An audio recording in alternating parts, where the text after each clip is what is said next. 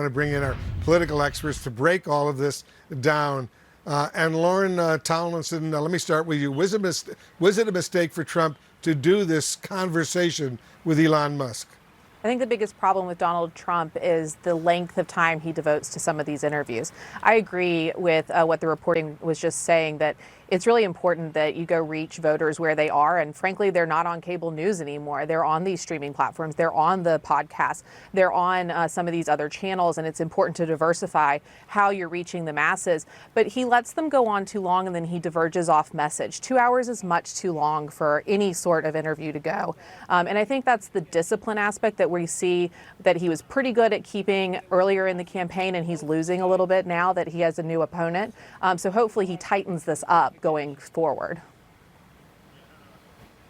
S.E. Cupp is with us as well. S.E., we also heard Trump attacking Kamala Harris as, quote, not being smart. Not smart, his words. How does that play with independent and women voters specifically? Yeah, surprise, surprise, attacking a woman on her looks, litigating her race, telling people she's stupid or not smart, that doesn't win over women voters. And that's not a campaign strategy. That's a crisis of confidence. That is someone who doesn't yet know how to handle Kamala Harris, someone who doesn't know how to attack her on policy. He is still running in his mind against Joe Biden. And you heard that in that interview with Elon Musk, how he was almost pining for Biden to be back on the ticket. He cannot quit him. And so for Kamala, he has not figured this out yet. And in these crucial swing states, these battleground states where you have independent voters, moderate voters, a lot of women voters, they are not interested in the petty personal attacks. They want solutions to problems, and he's not offering them. Mike Hardaway is with us as well. And Mike, on another topic, in a newly revealed video by the Washington Examiner, Tim Walz is heard praising a Muslim cleric back in 2018 who has spread anti-Semitic content on Facebook, calling him a master teacher, his words. In a statement to CNN, the Harris-Walz campaign responded to this report, saying, and I'm quoting now, "The governor and he do not have a personal relationship. Governor Walz strongly condemns Hamas terrorism." That's a quote from the Harris campaign. What's your reaction to that?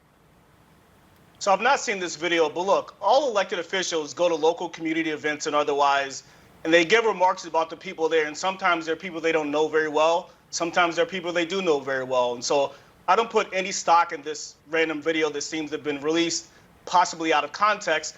I think what we should do is have a real conversation about policy. You're currently in Israel. There's a series of crises around the world happening. And I think voters want to know, how will Donald Trump react to these situations, and how will Kamala Harris react to those situations? Those are the conversations voters want to have. And Lauren, as you know, and a lot of our viewers know, Donald Trump actually hosted a well-known Holocaust denier at a Mar-a-Lago dinner back in 2022. So how do you see that with this report about Walz playing going into this campaign? I think anti-Semitism during this campaign is going to be a huge issue, especially with Iran now launching attacks against Israel and what we're seeing with the ceasefire attacks. It's my hope, you saw J.D. Vance disavow Nick Fuentes earlier this week. It's my hope that the campaign continues to do that, because this type of rhetoric just can't stand in the campaign right now. Yeah, it's an important point. Essie, I want you to take a look at this meme the Trump campaign posted on X, formerly known as Twitter, earlier today, showing two photos captioned, "Your neighborhood under Trump," with a photo of a house with an American flag, and then "Your neighborhood under Kamala," with a photo of a crowd of dozens of migrants. Why is the Trump campaign releasing this sort of inflammatory meme right now? Because they're a little desperate and panicked. Listen, immigration's a top issue, but there's a good way and a bad way to say anything. And Trump and his campaign can't figure out how to say anything in the good way, in a way that's actually policy oriented. Instead, they always seem to choose the bad way, the inflammatory way, the insulting way, the way that angers a lot of Americans, otherwise known as voters, and some people you might need to vote. Like I said, immigration's important and should be litigated. And Kamala Harris and Tim Walz should have to sit down and answer questions about what they will do about a border crisis and a migrant crisis.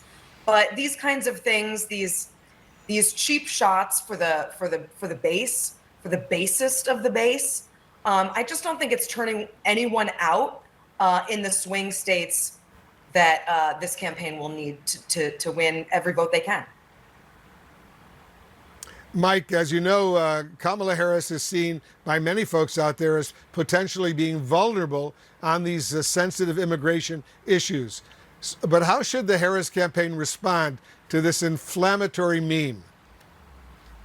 You know, look, we have to have perspective on the immigration conversation because in reality, this is a 40-year conversation. Ronald Reagan tried and failed in the early 80s. McCain Kennedy tried in a bipartisan way and failed in 2007 and 2008.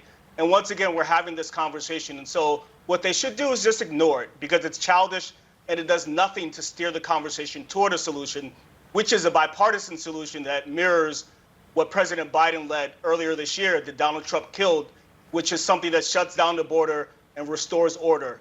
That's what we need.